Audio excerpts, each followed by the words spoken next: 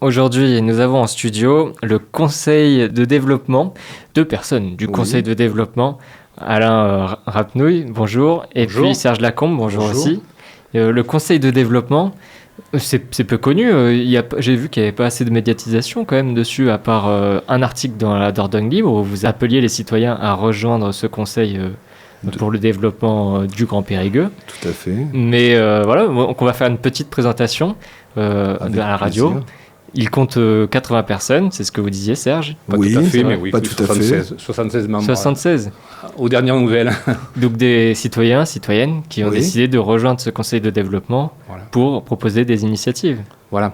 À l'origine, ça a été créé en mars 2022, par obligation, puisque les communautés de communes, je ne sais plus si c'est à partir de 50 000 ont l'obligation d'avoir un conseil de développement. Conseil de développement qui veut rien dire. On ne sait pas ce que ça veut dire, conseil de développement. De quoi ? On n'est pas là pour développer quoi que ce soit. Le vrai terme, ce serait plutôt assemblée citoyenne. Oui. Assemblée citoyenne. Donc elle a été créée par le Grand Périgueux. Et à l'origine, il y avait 107 membres qui avaient été choisis sur 3 collèges. Un collège de 43 désigné par les maires. Oui. De personnes qui s'impliquent un peu dans leur commune. Donc des présidents d'associations, par exemple. Ou choisis par le maire, quelqu'un qui... 43 personnes tirées au sort sur les listes électorales. Oui. Et 21 personnes qui venaient d'associations, qui avaient été recrutées dans les associations. Ça s'est réduit à cause peut-être de la participation ? Oui, c'est-à-dire qu'ils représentent une association, donc ils avaient un avis à donner aussi. Donc c'était ça l'intérêt. Sauf que ces gens-là, ils ont déjà leur association et pour eux, ça a fait double emploi. Donc très vite, il y a un certain nombre qui ont disparu, qui n'ont plus. Quant aux personnes tirées au sort, pareil, on ne savait pas exactement ce que c'était. Ces personnes-là n'étaient pas impliquées et un certain nombre ont disparu très rapidement. Et on s'est retrouvés très vite avec un petit nombre. On était aux assemblées plénières, une trentaine, une quarantaine, pas plus. Sur les 107 personnes, donc ça a disparu. Et donc, en théorie, on était là pour 3 ans. Il devait y avoir un renouvellement. Et on pouvait difficilement repartir à zéro. Donc, on a gardé tous ceux qui voulaient rester. Et on a essayé de compléter par un appel à bonne volonté, Ce que vous avez fait donc dans la presse. Et ce qu'on a fait Et ce qu'on fera peut-être à la radio pour la prochaine, les 3 ans d'après. Oui. Et puis vous avez beaucoup de choses à nous dire aussi, parce qu'il y a un atelier qui a été reporté. Pour rebondir sur les propos de mon estimé collègue, en fait, du coup, le CODEV, il s'articule, il faut préciser, il y a des commissions à l'intérieur du CODEV qui interviennent sur 4 grands champs, j'ai envie de dire, de la vie d'une cité. Et en l'occurrence, il y a celle de l'environnement dont je fais partie. Et du coup, à l'occasion de la création, enfin de l'ouverture au public du silo, le CODEV est partie prenante. On nous a sollicité pour intervenir aussi sur une participation qui aura lieu donc le samedi 22 novembre à partir de 14h. Au silo. Ça sera au silo. Voilà. Et du coup, le CODEV a sollicité des associations de l'économie circulaire, avec bien sûr le Grand Périgueux, afin qu'elles fassent œuvre d'animation pour sensibiliser les gens à l'économie circulaire. Donc voilà l'exemple concret d'une action qui peut être menée avec la participation modeste du CODEV, puisque on est bien d'accord que comme le CODEV en réalité n'a pas compétence technique, c'est simplement un volontariat personnel d'un acte citoyen. Pour apporter des idées. Voilà, c'est-à-dire c'est l'intelligence collective au service de la collectivité, si j'ose dire. C'est un peu redondant, mais voilà. Donc, oui, on est là pour proposer aux élus. Et eux, après, ils en font ce qu'ils peuvent, ce qu'ils veulent. On ne dispose pas de finances pour... en fait, l'idée, c'est la démocratie participative encore... Alors, ne soyons pas naïfs, on sait pertinemment que tout ça, on connaît le délitement de la vie politique dans la société, on a bien conscience de tout ça, mais justement, c'est peut-être une petite lueur d'espoir de se dire que le citoyen peut encore avoir une action concrète, ou du moins être entendu, entre guillemets, parfois, au moins au niveau local, dans la vie locale, si vous voulez, dans la participation à une certaine échelle. Et c'est encore possible. Alors bien sûr, ça a été acté par la loi. Je pense que c'était une volonté de l'État français de mettre ça en place, mais il n'en demeure pas moins que le fait d'être là, on a, même si c'est une fraction de quelque chose, on a quand même vraiment une action. Enfin, on a une parole qui peut être entendue et qui est entendue au sein de l'intérêt général. C'est pas dans notre intérêt particulier. Vous voyez la distinction. Oui, en plus, d'autant plus, il y a des citoyens qui ont été tirés au sort. Et peut-être parmi les 43, les 43 citoyens tirés au sort, il y en a qui sont restés, qui se sont découverts une force de proposition. C'est ça. Voilà, il y en a qui sont restés, par exemple. Oui, il y en a quelques-uns, mais c'est peu nombreux, quoi. C'est vrai que c'est... moi, le premier, moi, j'ai été choisi par le maire, mais j'y allais sur la pointe des pieds en me demandant... Je voulais pas être une caution pour dire le Grand Périgueux a consulté les citoyens qui ont donné. Voilà. Vous avez manqué de médiatisation, vous aurez dû faire appel à RLP. Voilà, alors à ce moment-là. C'est vrai qu'on est... Parce qu'il y a une autre assemblée tirée au sort qui avait été faite, c'est la Convention citoyenne pour le climat. Oui. Je ne sais pas si ça vous parle aussi. Oui. Et par contre, là, qui a été beaucoup médiatisée avec des propositions qui ont quand même fait parler d'elle. C'était le kilomètre-heure. Et qu'on fait parler d'elle, ces décisions, pour économiser de l'essence, parce qu'on va en manquer. Donc là, c'est cette assemblée, on peut appeler ça une assemblée citoyenne, finalement, le Conseil de développement. Vous avez 4 secteurs. Alors, il y en a un, l'a dit, sur l'écologie ou la transition écologique. L'environnement. Après, il y a l'urbanisme. Il y avait une commission urbanisme qui a donné son avis, qui a été saisie par le Grand Périgueux, sur le règlement local de publicité intercommunale, ce qu'on appelle RLPI, et qui a décidé notamment de supprimer tout ce qui était gros affichage sur pied. Oui. Ils ont conservé les gros affichages sur mur, mais pas sur pied, de manière à limiter l'impact visuel. Là également, c'était une loi qui était associée à l'entrée des villes. Donc on a été consulté sur ce projet, on a donné notre avis. Alors, je ne peux pas vous dire lequel, mais il y a eu un avis qui a été donné. Il y a un autre groupe santé là, qui travaille actuellement sur... santé mentale. Qui avait commencé avant que ce soit devenu un sujet national, sur la santé mentale, et plus exactement sur la santé mentale des jeunes. Ouais. Et ils sont en train d'essayer de provoquer une table ronde avec tous les acteurs qui interviennent auprès des jeunes pour faire connaître les possibilités d'intervention. Ce groupe santé, ils vont provoquer cette table ronde avec tous les partenaires qui interviennent auprès des enfants pour savoir les besoins et pour savoir les possibilités pour diriger des enfants qui seraient en difficulté, notamment. Mais il y a eu notamment un colloque sur la santé mentale qui a été fait au centre Joséphine Baker récemment, où beaucoup des acteurs, alors peut-être pas tous, mais beaucoup des acteurs étaient présents. Donc il peut y avoir les établissements scolaires, les établissements hospitaliers, psychiatriques et tout. Nous on va même jusqu'au centre de loisirs pour pouvoir... c'est surtout focalisé sur les jeunes, quoi. Ouais, donc, voilà. Utile. Et le dernier alors il y a aussi la mobilité. Alors, il y a l'éducation jeunesse. Il s'en fait 5 alors. Alors, il y en a 5. L'éducation jeunesse qui a participé au silo. Oui. Voilà, qui a participé à la création d'un conseil de développement des jeunes. D'accord. Alors, qui n'a pas trop bien, qui a eu des difficultés à se trouver. Parce que c'est encore plus dur. C'est difficile de mobiliser les jeunes. Parce que le conseil des jeunes existe aussi dans certains établissements scolaires. Oui, même dans c'est les pareil, c'est difficile de trouver des personnes. C'est une tranche d'âge de, je ne sais plus, 16, 24 ou enfin 25 ans, je ne sais plus exactement mais c'était vraiment pour les plus vieux. Quoi. De faire une rotation, ça bouge beaucoup. Voilà. Donc ça, c'était l'éducation jeunesse. Et le groupe dont je fais partie, c'est le groupe mobilité, qui travaille actuellement sur la livraison du dernier kilomètre. De manière à assurer une livraison moins source de carbone, moins de pollution, qui permettrait d'éviter des embouteillages dus aux camions qui stationnent dans les rues pour livrer. Alors, il faut revoir toutes les chaînes d'approvisionnement. Alors, c'est très un travail conséquent. Très complexe. Alors, nous, notre but, c'est pas de définir comment il faut faire, mais de dire voilà ce qu'il faudrait faire, vers quoi il faut aller. Et on sait que le Périmove travaille dessus. C'est intéressant. Ils ont fait une enquête auprès des commerçants pour savoir quand ils étaient livrés, par qui, comment, etc., à quels horaires, etc., pour justement définir après. Mais ça, c'est un travail de bureau, quoi. C'est plus un travail de citoyen, quoi. Nous, on va se contenter, là, il faut qu'on donne un avis là-dessus, on va se contenter de dire, voilà l'orientation vers laquelle vous devez aller.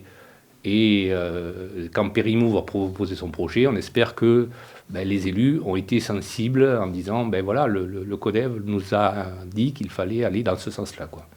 Vous avez quelques infos à nous remonter sur les travaux qui sont en cours encore ? On est allé à Bordeaux là, voir une association Remue Ménage, je crois, qui fait de la livraison à vélo et avec des emplois, comment on appelle solidaires, des emplois solidaires qui permet d'employer des jeunes. Mais ils ne vivent pas que sur la livraison parce qu'ils s'aperçoivent que les grosses boîtes de livraison demandent trop cher pour pouvoir vivre avec ça, quoi. Donc ils font du ramassage de cartons, ils font des petits déménagements, des choses comme ça, quoi. En centre-ville. Mais c'est Bordeaux. Emploi solidaire, c'est déjà une autre dimension. Alors est-ce que c'est viable ? Est-ce qu'on veut, voilà, pour faire intégrer des travailleurs en difficulté, c'est un choix après au niveau du Grand Périgueux de dire, voilà, ou est-ce qu'il y a déjà une association qui existe et sur laquelle on peut greffer ce genre de choses ? On a parlé de la Poste.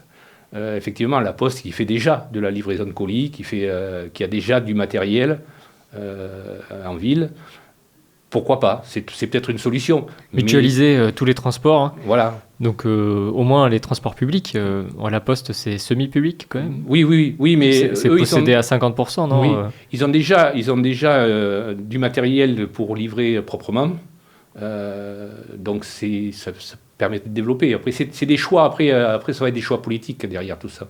Une gestion différente. Voilà. Après, quand on n'a que ça, si vraiment un jour on manque d'approvisionnement de pétrole, on manque de pétrole à cause de robinets qui se coupent, eh bien on n'aura pas le choix. Donc il faudra forcément trouver les solutions. Le problème aussi, c'est que ça ne touche que les livraisons aux commerçants. On ne touche pas, malheureusement, les livraisons aux particuliers. Et ça, il y en a malheureusement de plus en plus. Et ça, il y a eu une initiative, alors c'est pas au Grand Périgueux, mais Altostop qui était venu parler de cette initiative par téléphone ici, à la radio. Altostop, c'est une initiative du canton, là où est située la Krems. Et Altostop, le principe, c'était des panneaux de stop à chaque arrêt de bus, par exemple, ou entrée de ville. Et puis avec des indications, donc des panneaux où au lieu d'attendre le bus, si on arrive trop tôt ou on arrive trop tard, admettons, si on l'a oublié, eh bien on désigne du doigt la destination où on va. Il y a plusieurs panneaux sur ce poteau, il y a plusieurs panneaux indiqués, les villes juste après ou les grandes directions. Et puis les citoyens peuvent prendre au stop. Ouais. Mais il y a eu d'autres initiatives. Il y avait, je ne sais plus comment ça s'appelait, une application qui permettait de rémunérer le covoiturage. Oui. Mais alors, le problème, c'est qu'il y avait des points de dépose, c'était un peu trop exigeant. Ouais. Moi, je sais que j'ai une amie là, qui m'a dit, mais moi, je travaille à la cité administrative, je ne vais pas monter dans Périgueux pour aller à la cité administrative, quoi. C'est un peu dommage, quoi, de ne pas pouvoir prendre quelqu'un qui est dans le même quartier, quoi. C'était voilà. C'était un peu... Alors, ça va peut-être évoluer, ils vont au fur et à mesure. Il y a eu une autre initiative, c'était de mettre une voiture électrique, je crois que c'était à Sorges et à Vers. Et ça a été fait. Oui, l'expérience a été faite et je crois que ça n'a pas marché. Non plus. Il n'y a pas eu de demande, ça n'a pas fonctionné, quoi. D'accord. Donc, alors après, c'est aussi en fonction des besoins, quoi. Moi, j'habite la Chapelle-Gonaguet. Quand il y a eu la navette, ils ont mis un bus pour aller prendre la navette à Razac. Mais je pense, alors je ne suis pas renseigné, mais je pense que personne de la Chapelle ne prend le bus pour aller prendre la navette. Enfin, c'est trop compliqué comme situation. On est plus vite, on est plus près de Périgueux. Voilà, donc on ne va pas utiliser la navette. La navette, ça va pour ceux qui habitent le long de la voie ferrée, quoi. C'est pas... La nouvelle navette, mais la navette qui a des... Oui, qui a des difficultés, j'ai vu. Oui. Ouais, des menaces sur son existence oui. À cause des budgets en baisse. C'est notamment un peu dommage, oui, et puis des choses qui ne sont peut-être pas assez bien définies au départ. Mais d'ailleurs, qui est fréquentée finalement, cette navette. Oui, apparemment, oui. Même si on n'a plus les budgets pour... apparemment, pour la faire. C'est-à-dire que voilà, c'est difficile. Par exemple, la communauté d'agglomération de Périgueux et puis les communautés d'Ilverne, c'est peut-être pas les mêmes niveaux de budget, quoi. Donc, je sais pas. Après, je ne connais pas assez le dossier pour dire, mais c'est dommage de ne pas s'être entendu au départ.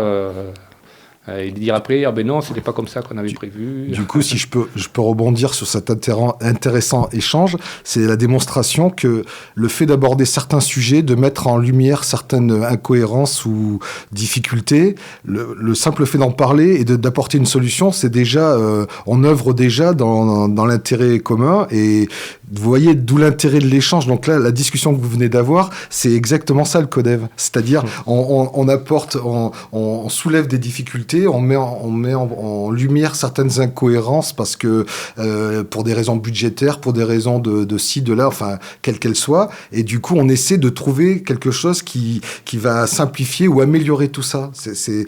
En fait, vous venez de faire la démonstration enfin, en tout cas, comme moi, je le conçois. C'est-à-dire, c'est l'intelligence collective au service de l'intérêt commun. Alors, c'est des grands mots, mais je pense que c'est assez noble. Vous voyez, du coup... Déjà, il faut avoir un constat, et puis ensuite discuter des possibles solutions, aller tous dans cette direction. Comme l'a dit Alain, tout n'est pas possible d'être fait. Ou c'est pas logique, ou c'est pas rationnel, ou c'est pécuniairement impossible, ou pratiquement impossible. Donc, vous voyez, on manipule des concepts, en quelque sorte. Après, il y a des choix politiques. Après, l'élu est là aussi pour faire des choix, à un moment donné. Mais ce qui est bien, c'est de faire des choix éclairés. C'est ça. Après, peut-être que les citoyens peuvent montrer leur nombre et leur présence, leur motivation pour aller dans telle ou telle direction. Et c'est là qu'il faut que vous améliorez votre médiatisation. Oui, on a bien compris. Quelle est votre adresse mail? Est-ce que vous avez un site internet? Et comment les gens peuvent vous contacter? Ça fait un petit moment que je demande. Il faudrait qu'on crée une commission. Je propose qu'ils aillent dans l'article qui est lié, les citoyens qui écoutent ça, auditeurs, auditrices, dans l'article qu'on va mettre en ligne sur le site de RLP. Oui. Vous allez donner votre adresse mail. Problème aussi, c'est qu'on n'est pas représentant des citoyens. Oui, on agit en... Non, mais c'est pour avoir une sorte de sondage des citoyens. Il faudrait, c'est qu'on puisse communiquer sur nos actions. Mais c'est vrai que recevoir des avis, pour le moment, ça ne sert pas à grand-chose dans la mesure où on n'est pas là pour représenter les citoyens. On ne représente que nous, on ne représente qu'un avis citoyen, pas l'avis des citoyens. Au sein même du Codev, on est rentré dans c'est pas un moule, mais c'est une instance représentative, mais qui n'a pas vocation pour l'instant dans l'état actuel de représenter l'ensemble des citoyens. On agit dans l'intérêt des citoyens, mais c'est presque comme une association. Un espace d'échange en tout cas. C'est un espace d'échange. Votre adresse mail, alors on va la communiquer. C'est laquelle? Laquelle on donne? Parce que vous en avez vos adresses perso, mais vous allez être vite débordé. Vous en avez une générale? On n'a pas d'adresse. Est-ce que le Grand Périgueux, non, on ne peut pas déposer Non, c'est pas possible. Non, c'est difficile d'avoir... Il faudrait qu'on ait un site. Voilà, tant qu'on n'a pas un site et une adresse, quoi. Il faudrait connaître des développeurs. Oui, ça, je pense que des bénévoles peuvent le faire. Des développeurs web. Il y en a qui peuvent le faire facilement. Je pense qu'on va nous contacter pour ça. Certains qui entendent. J'en connais certains qui peuvent le faire bénévolement aussi. Mais est-ce qu'il y a une volonté aussi de diffuser de ce côté? Depuis combien de temps vous avez demandé le site internet ou une adresse mail? Le problème, c'est qu'on est dans l'autonomie. C'est-à-dire qu'il faudrait que nous, on s'investisse là-dessus, quoi. De créer une adresse Gmail, par exemple. C'est Gmail, c'est Google. C'est pas facile. Les GAFAM, etc. Mais ça coûte rien, finalement. Non, mais ça coûte rien. Il n'y a pas d'adresse gratuite. Il faut d'avoir quelqu'un qui veuille s'en occuper. Oui, voilà, il faut quelqu'un qui s'en occupe. Trouver quelqu'un. C'est vrai que comme je l'ai proposé, c'était dire, j'attendais que quelqu'un dise, moi je veux bien prendre ça en charge. On a vu les Codev où il y a 2 personnes sur l'ensemble qui ont en charge de la communication. De la communication, c'est des community managers, quoi. Ces personnes en charge de la communication, elles peuvent la gérer, du coup ça va. Mais non, mais ça c'est pas chez nous, c'est pas chez nous, c'est dans d'autres Codev. On a eu la chance d'aller dans la, comment dirais-je, la représentation nationale des Codev, et on a pu échanger avec d'autres Codev, et là on a vu qu'il y avait des grands écarts de fonctionnement, c'est-à-dire il y en a certains, ils sont à Dubaï, ils ont des trucs, ils ont tout, ils ont des produits, des flyers, des outils. Bon voilà, nous on est un peu plus c'est modeste, on va dire. Un peu plus jeune et un peu plus modeste. Oui, voilà. Mais après, comme vous dites, avoir un site web et une adresse mail, c'est pas compliqué. Ça peut aller très vite. Le truc, c'est qu'il faut quelqu'un pour gérer ça. On va avoir un nouveau ou une nouvelle technicien ou technicienne qui remplace notre Sacha Molesini, qui était très efficace, qui était un animateur très efficace, et qui s'en va, mais qui est parti sur Bordeaux. Ah oui. Donc là, on est un peu orphelin. Donc on attend l'arrivée de cette personne qui va peut-être pouvoir nous aider justement à créer ce site et voilà. D'accord. On espère. Ça va venir, je pense que rien que d'en parler, je pense que ça fait avancer. Moi, je sais que je réclame beaucoup qu'on soit visible, c'est ça, même au niveau du Grand Périgueux, qu'on ait une certaine visibilité. Là, il y avait l'inauguration des silos. J'ai posé la question, mais on n'a pas eu d'invitation. Ouais. Dans un premier temps, on l'a eu après. Aussitôt après, on l'a eu. Bon, le responsable, il faut demander. Une invitation. Mais il y a eu beaucoup de travail. C'est pas spontané, vous voyez, encore. Il n'y a pas une spontanéité de nous intégrer dans la mécanique. Le 22, là, il y aura des personnes du CODEV. Je demande, mettez un badge. Oui. Ouais. Proposez-nous un badge sur lequel il y aura... Pour nous identifier, qu'on puisse aussi parler du CODEV à l'occasion de ces journées-là. Voilà. Vous avez votre logo aussi, peut-être. Oui, on a un marketing. Oui, il y a un logo national. Ouais. Et est-ce que vous avez un groupe d'échange, alors WhatsApp, Signal, Telegram entre nous, mais non, pas spécialement. Non, pas Telegram, encore, parce que ça peut se créer aussi. Vous choisissez la plateforme que vous le souhaitez. On n'est pas encore sur le darknet. On a une plateforme numérique, mais elle n'est pas efficace. Une plateforme numérique ? Oui, une plateforme numérique sur laquelle on a accès, on peut déposer des documents. Un drive, alors, ok, d'accord. Sur lequel on peut déposer des documents, mais elle n'est pas efficace, quoi. Qu'elle n'est pas assez utilisée ou... Pas assez utilisée. Puis on a affaire à des gens qui ne sont pas au sommet de la maîtrise technologique d'aujourd'hui. Bien sûr. Et donc, certains le sont, par contre, je tiens à préciser. Ouais. il y a des cas de figure, il y en a d'autres qui le sont très bien. C'est pas forcément simple, quoi. Et puis on est disponible le jour des réunions. Et une fois que la réunion est terminée, qu'on est rentré chez soi, on passe à autre chose. Après, donc, on n'est pas impliqué. Si les réunions sont bien faites, normalement, à la fin, il y a une répartition des tâches et on sait ce qu'on doit faire. Souvent, c'est très bien fait. Des fois, il y a une répartition. Mais c'est vrai que, quand on nous dit, allez, vous informer sur le dernier kilomètre, c'est vaste, c'est beaucoup trop vaste pour arriver à dire, la solution, quoi. Il n'y a pas une solution. Mais alors, par exemple, comme vous êtes à la réunion, vous étiez à la réunion des conseils de développement au plan national, vous avez vu quoi comme super initiative, pas forcément comme méthode de communication comme on parlait, mais aussi de projets qui ont été entrepris. Mais des projets. Alors moi, je peux répondre Alain. Vas-y. En tout cas, moi, ce qui m'a marqué, c'est par exemple le CODEV du Grand Paris. Alors évidemment, on n'est pas à la même échelle, mais eux, ils interviennent carrément sur l'IA, dans l'action de l'IA, comment créer une base de données spécifique au CODEV et qui ferait le pont entre les attentes des Parisiens sur certains sujets, le matcher avec une BDB 2 du CODEV, voir comment... c'est un grand projet. Avec des informations juridiques. Des informations, mais en intra, c'est-à-dire... Pour savoir si c'est faisable sur le plan c'est faisable et que l'IA simplifie ou synthétise soit proposer des solutions pertinentes comme l'IA qui a employé par exemple je vais dire n'importe quoi mais chez les pilotes d'avion où l'IA vient rajouter une décision pertinente par exemple que l'humain n'est pas en capacité de gérer tout de suite.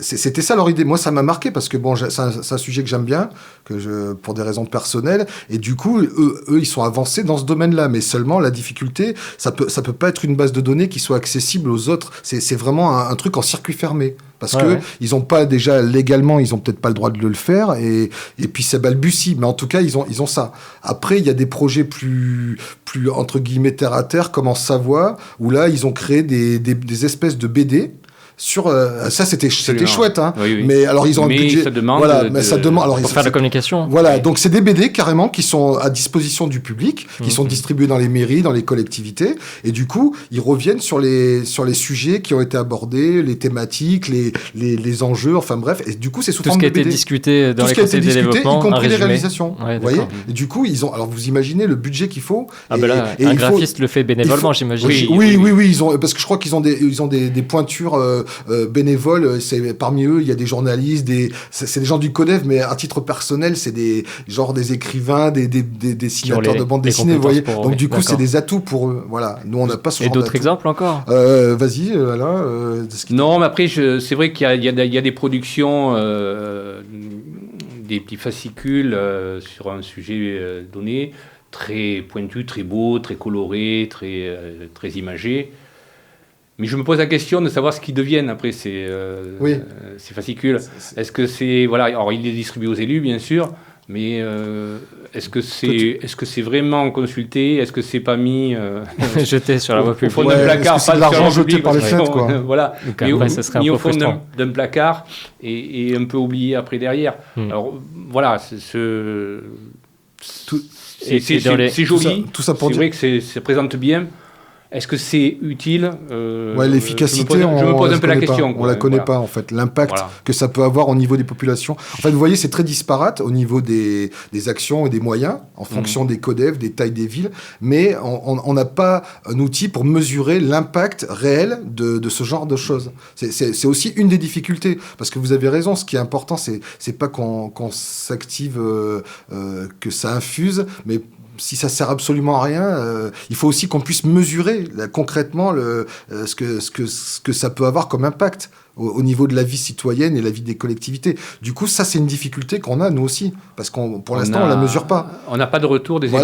Voilà, ça vous pouvez avoir des retours, par exemple, sur les réseaux sociaux, où là, il y a la possibilité de liker. Ou au contact direct avec les gens. D'aimer les publications. Simplement au contact direct. Donc, si vous faites, par exemple, des rencontres, des événements, ateliers, diffusion de films ou quoi, et bien là, vous pouvez avoir le contact, mais il faut beaucoup plus de bénévoles, peut-être, pour vous aider, que juste... On sait pas trop. 74 personnes. Non, je crois qu'on se limite, on se limite à ça. Et après, on a des partenaires avec qui on travaille, que ce soit des associations, des choses comme ça. Et ça paraît difficile d'avoir des bénévoles venant. Vous êtes répartis sur tout le territoire du Grand Périgueux. Oui. Là, c'est une obligation de trouver au moins une personne par commune. Je crois. Alors au départ, c'était ça. Là, depuis, c'est plus tout à fait la même. Alors, je pense qu'il y a toujours, la personne désignée par le maire dans chaque commune, mais après, c'est des volontaires. Et des fois, il y en a plusieurs. Moi, je sais que sur La Chapelle, on est 4 personnes, alors qu'au départ, on n'était que 2. Là, on est 4 personnes. Il manque quelle commune dans le Grand Périgueux qui ne serait pas représentée, entre guillemets? Alors, je pense que le sud du département, c'est plus compliqué, déjà pour les réunions. Géographiquement, ça fait un sacré déplacement. À Pona, par exemple, qui est le plus au sud. C'est ça. Se pose aussi le problème du bénévolat, parce que les déplacements, ça a un coût. Voilà. Donc, il est des questions, il y a des CODEV qui réfléchissent un peu à une façon de compenser un peu. Et il y a des CODEV qui ont, je ne sais pas si c'est pas Angoulême, qui avait mis en place une garde d'enfants pour permettre, parce que c'est vrai la plupart sont des retraités, parce que les réunions se font soit à 18h. Là, c'est pour permettre à des mères de famille ou des pères de famille d'avoir une solution. Et c'était pris en charge, cette garde était prise en charge par le Grand Périgueux, par la communauté de communes. Et après, il y a aussi le matériel vidéo pour faire des visios. C'est ce que j'allais dire. En fait, du coup, pardon Alain, tu as raison, mais aussi, nous je vois au sein de la commission environnement, on propose aussi une alternative de visio. C'est-à-dire qu'aujourd'hui, on a la possibilité d'organiser des visios. C'est notre cas dans notre groupe, en fait. Je ne sais pas pour les autres. Mais on organise des visios. Ouais. C'est-à-dire, on propose, soit vous êtes là en physique, ou alors vous pouvez être en visio avec un lien qu'on vous envoie depuis la salle de l'Assemblée, en fait. Donc déjà, ça facilite aussi les déplacements et la mobilisation des personnes chez elles, si éventuellement elles peuvent le faire ou pas. C'est moins convivial. C'est moins convivial, mais c'est une possibilité. Pratique, pour ceux qui viennent de Pona. Pour ne pas être écarté du truc. Non, mais c'est ça. C'est une solution. C'est une solution parmi d'autres, mais bon, voilà. Donc c'était juste petite parenthèse, je la referme. Voilà. Ce qu'on regrette un peu, c'est de ne pas être plus souvent sollicité sur des sujets, parce que c'est plus facile de donner notre avis sur un projet bien établi déjà. Eh bien, on va faire grossir les rangs, on va dire. C'est gentil. Donc, si plus les citoyens vont vouloir vous aider, donc participer à cette co-construction du développement du Grand Périgueux. Après, vous proposerez peut-être des super initiatives qu'ils n'ont pas vues, on espère. Les services du Grand Périgueux ou les représentants. Et petit à petit, on va aller dans une direction d'un intérêt général. On espère. Et c'est vrai que j'aimerais que ces assemblées citoyennes se fassent des petits. C'est-à-dire que dans chaque commune, on puisse avoir une petite assemblée citoyenne qui serait à même de réfléchir sur les projets locaux. Et pourquoi pas, après, donner un avis. Ça demande encore plus de monde. Ça demande encore plus de monde. C'est très ambitieux. Mais les gens sont peut-être plus attentifs à ce qui se passe autour de chez eux. C'est sûr. Que sur le Grand Périgueux qui reste quelque chose de vague et d'un peu lointain, quoi. Oui, en tout cas, des assemblées à chaque échelle territoriale sont nécessaires, c'est vrai. C'est vrai. Alors, en attendant de trouver votre adresse, on ne peut pas la citer là en fin d'enregistrement, donc vous pouvez contacter la radio directement, et on mettra sur le site de Radio Libre en Périgord, dès que vous aurez votre adresse commune, absolument, et une adresse par chaque commission peut-être, on les mettra dans l'article. Et puis après, on renverra vers votre site également quand il sera créé. C'est très gentil de votre part. C'est gentil. Merci beaucoup. Et merci à vous, donc Serge Lacombe et Alain Rapnouil. Merci beaucoup. Merci.